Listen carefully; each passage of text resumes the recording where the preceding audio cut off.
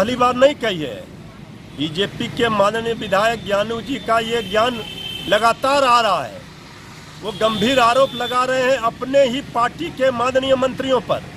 तेजस्वी यादव जी तो लगातार कह रहे हैं डबल इंजन की सरकार भ्रष्टाचार की गंगोत्री है, बह रही है।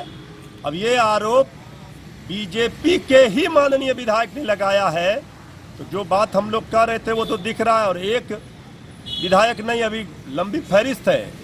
आप देखेंगे कि दोनों दलों के बीच में जेडीयू बीजेपी और बीजेपी के बीच में आरोप प्रत्यारोप लगते रहे हैं, चाहे अफसरशाही का हो, भ्रष्टाचार का, अपने ही पार्टी के ऊपर लोग लगा रहे हैं सत्ता में बैठकर। इसका मतलब है कि जनता की गाढ़ी कमाई को लूट रही है। ये डबल इंजन की सरकार में सिर्फ ट्रबल ही ट्रबल है। ये सरकार का जाना राज्य के हित में होगा, इसलिए ये लोग धीरे धीरे पोल अब खुल रही है सरकार की सत्ताधारी दल के विधायकों के द्वारा ही। के बारे में यदि ऐसा उन्होंने कहा है तो यदि के आधार पर मैं कुछ नहीं कहने वाला। लेकिन बीजेपी के बारे में आप जो कह रहे हैं, जो मैं सुन रहा हूँ, तो बीजेपी दुनिया की सबसे बड़ी पार्टी बन गई है। बीजेपी अपने बदौलत और कांग्रेस के बाद प्रथम एक ऐसी पार्टी है, अखिल भारतीय पार्टी है। वो देश की सबसे बड़ी पार्टी ही नहीं बनी, बल्कि कांग्रेस के बाद पहली एक ऐसी पार्टी है जो सत्ता में अपने बल पर, अपने बहुमत के आधार पर है। और दोबारा जो बहुमत है वो तो दिखाई पड़ रहा है।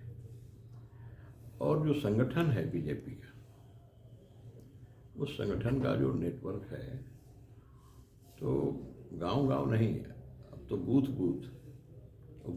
नहीं तो मतदाता सूची का पेज वाइज एक पृष्ठ पर और इसके जवाबदेह कार्यकर्ता खड़े हैं।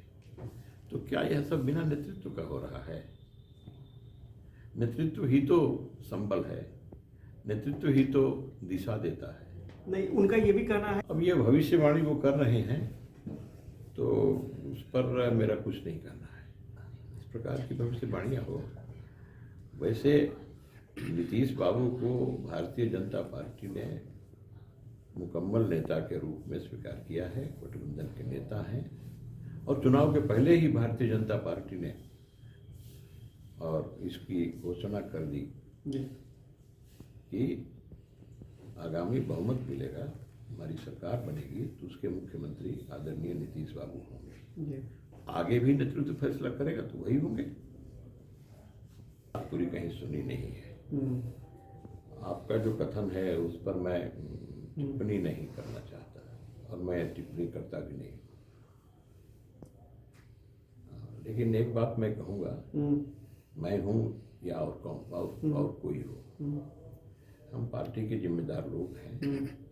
तो पार्टी की बातें पार्टी के फोरम पर होनी चाहिए। फोरम के बाहर इन बातों की करने का न तो कोई तुक है और ना ही उससे कुछ समाधान निकलने वाला है। यदि कोई समाधान चाहते भी हैं तो पार्टी के फोरम में भी फोरम ही है, वहीं से कुछ निकलेगा। क्या कोई ये एक्शन